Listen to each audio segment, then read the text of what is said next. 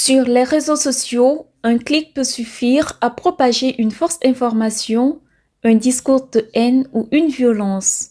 Pour mieux faire face à ces risques, 25 jeunes ont été formés à Ouagadougou sur les droits humains à l'ère du numérique.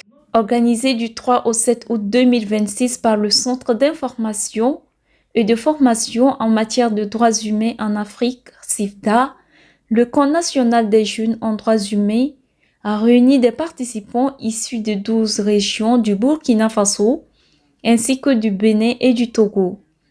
Pour le CIFDA, l'enjeu était surtout de renforcer les capacités des jeunes afin qu'ils adoptent des comportements responsables dans l'espace numérique et deviennent à leur tour des relais.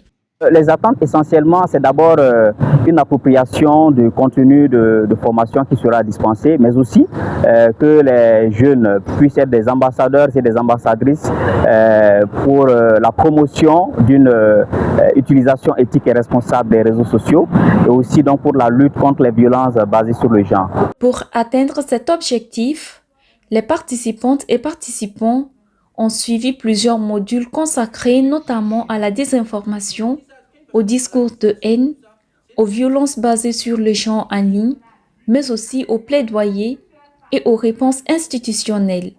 Quelques jours plus tard, les premiers effets se font déjà sentir. Abdou Razak Maïga, participant du GURICO, dit avoir acquis de nouveaux réflexes face au contenu qui circule en ligne. Déjà, en ce qui concerne nous-mêmes qui avons bénéficié de cela et de cette formation, c'est déjà commencer à maîtriser sa ligne éditoriale, à ne pas s'éparpiller et à ne pas être également des acteurs de désinformation. C'est-à-dire, nous, avec la mission que nous portons aujourd'hui, on ne doit pas être dans ce processus de désinformer les autres.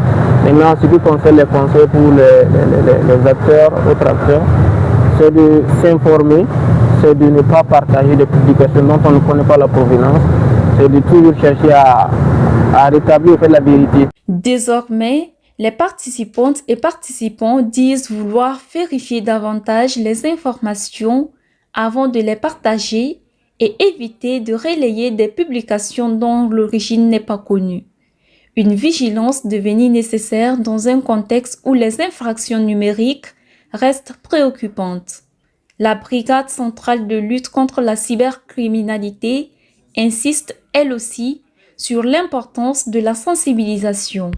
En termes d'infractions sur les réseaux sociaux, il faut noter que déjà, au titre juste du premier semestre de l'année 2026, nous sommes à plus de 1000 cas de plaintes enregistrées sur les réseaux sociaux, avec en majorité des cas liés à l'escroquerie. Mais une situation reste préoccupante, elle concerne les infractions en matière de désinformation et discours de haine, mais également d'atteinte à l'honneur et à la dignité des personnes de façon globale.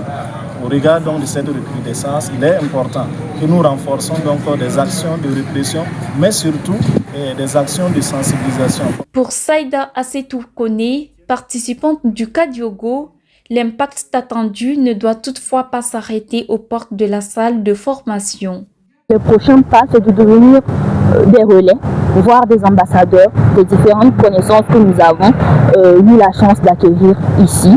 Parce que voilà, c'est un devoir de recevabilité. C'était un cadre très bien organisé, un cadre dans lequel nous avons bénéficié de modules aussi bien écrits que de présentation, de communication.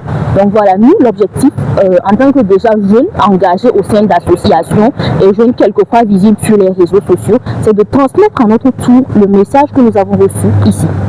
De bénéficiaires de la formation, ces jeunes veulent désormais devenir des actrices et acteurs de sensibilisation dans leur association, leur communauté et sur les réseaux sociaux.